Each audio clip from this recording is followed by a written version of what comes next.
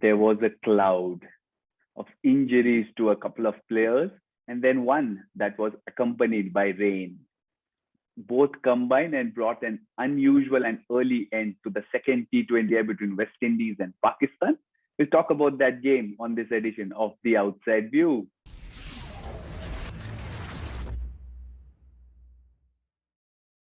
What happened in the game? It was a win the toss and bat first kind of a situation, which West Indies captain Stephanie Taylor duly did. And they didn't get off to the best of starts.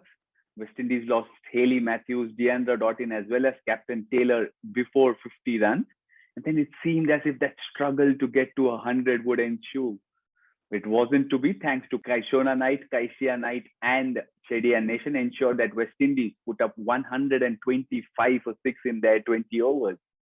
It should have been an easy chase for Pakistan, but it wasn't to be.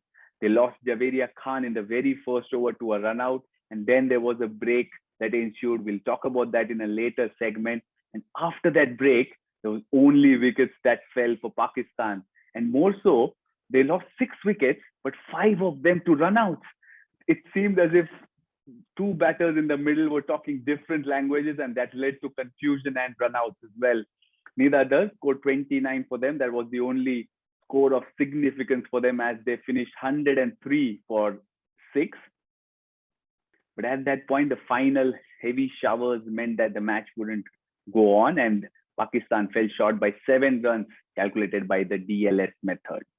Let's talk about the performers of the match next.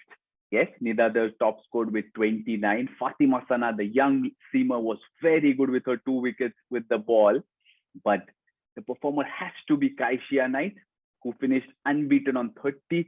It could have been a very different story that we would have been talking about had she not played that knock. 2 4s and a 6 in that innings. She looked really good. She kind of stabilized the innings and then also gave that impetus the West Indies batting needed. So she is the performer of the second T20I between West Indies and Pakistan. Now let's come to the moment of the game.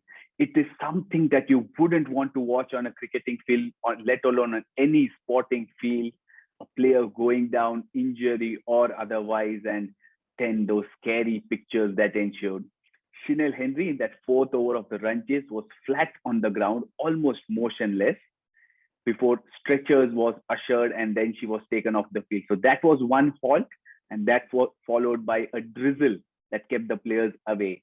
But what then happened was Chedian Nation, who did well with the bat, she was kind of on the floor, she was motionless, and both these players had to be taken to the hospital through an ambulance. So after that phase, will the players want to play? Should the match progress? All these talks ensued, but Courtney Walsh, the head coach of West Indies, said, we will play. The players stepped out and they completed a clinical win. That is the moment of the game because it is one of the talking points and not because it's the highlight of the game. But yes, that is the moment of the game.